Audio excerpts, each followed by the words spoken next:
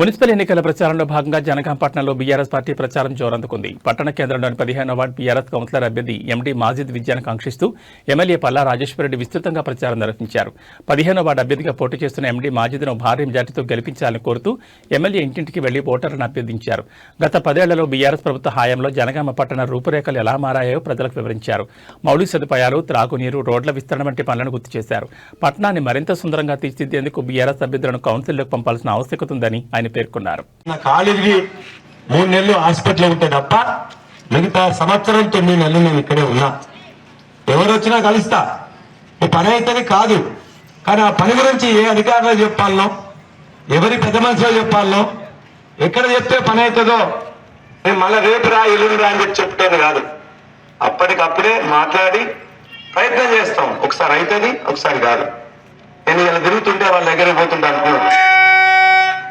ఒక ఏసీపీ అట, సార్ మీ వాళ్ళు ఇక్కడ ఉన్నారు, కొద్దిగా ఓటేయండి అని చెప్పేసి నేను అడగబోతుంటే, సార్ మీ ఇంటికి వచ్చినా నాకు పని చేసి పెట్టిందో, నా జీవితంలో నేను రిటైర్ అయినా, మీకు గుర్తుందో లేదో కానీ నేను వచ్చిన 5 నిమిషాల్లో నాకు పని చేసి పెట్టిండు. నేను 50 లక్షలు ఇచ్చి చెప్పినా కూడా పని కాదు, అది మీకు చేసి పెట్టింది సార్. అట్లా నా వాడలో మా వాళ్ళందరూ నేను చెప్తా సార్ అని చెప్పాను.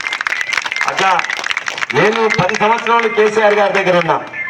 10 సంవత్సరాల్లో కేసీఆర్ గారి దగ్గర ఉన్నప్పుడు నాకు ఎవరు ఏ పని చెప్పినా కూడా ఎవరి దగ్గర ఒక పైసా ఆశించలే, వాళ్ళ కోసం అని చెప్పేసి పని చేసినాం. రాజకీయం అంటే ఏముండాలి? ఎవరైతే రాత రాయలేడో ఆ రాత ఆ రాజకీయ నాయకుడు రాసి ఉపయోగపడాలి. ఎవరైతే మాట్లాడలేరో వారికి మాట ఇచ్చేవాడు రాజకీయ నాయకుడే ఉండాలి. ఎవరైతే తమకు దక్కాల్సిన హక్కులు దక్కనప్పుడు పోరాటం చేయాలంటే మీతో పాటు నిలబడేవాడు రాజకీయ నాయకుడు ఉండాలి. రాజకీయ నాయకుడు అంటే పైసలు సంపాదించుకోవడమో, బెదిరించడమో, నిర్ణయం చేయడమో అది కాదు. అందుకే రాజకీయానికి కేసీఆర్ గారు చెప్పిన అర్థం వేరు. తెలంగాణ సాధించడం, తెలంగాణ అభివృద్ధి చేసుకోవడం, అందులోని ఆ కోవకు చెందిన తమ్ముడే మాజిద్. కాబట్టి మీ అందరికీ నేను విజ్ఞప్తి చేస్తున్నా. ఇవాళ గొల్లకుర్మలకు కూడా 6 సీట్లు ఇచ్చినాం. 6 సీట్లు అంటే చాలా ఎక్కువ, కానీ వాళ్ళు ఇచ్చుకున్నాం.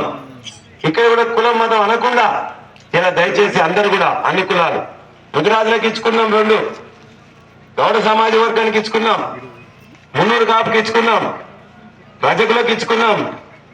అసలు ఈ కులము ఆ కులం అనేది ఎన్ని కులాలు ఇక్కడ ఉండే అన్ని కులాలకు దగ్గర 13-14 కులాలకు, అదేవిధంగా మతపరంగా చూసుకుంటూ కూడా వెనక్కి ఇచ్చుకున్నాం అని చెప్పినా ఉంటున్నా. నాకు సంబంధించిన హాస్పిటల్లో సేవలు అందిస్తా అని చెప్పినా ఉచితంగా అందిస్తున్నా.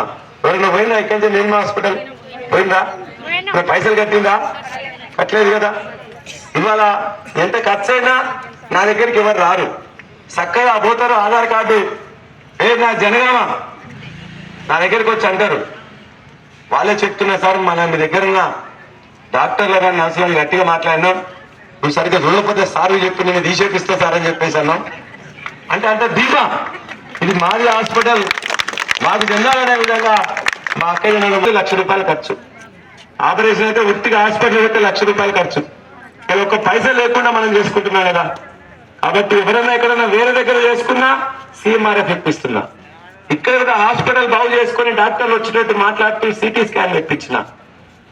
ఎవరికైనా పెద్ద జబ్బు వచ్చింది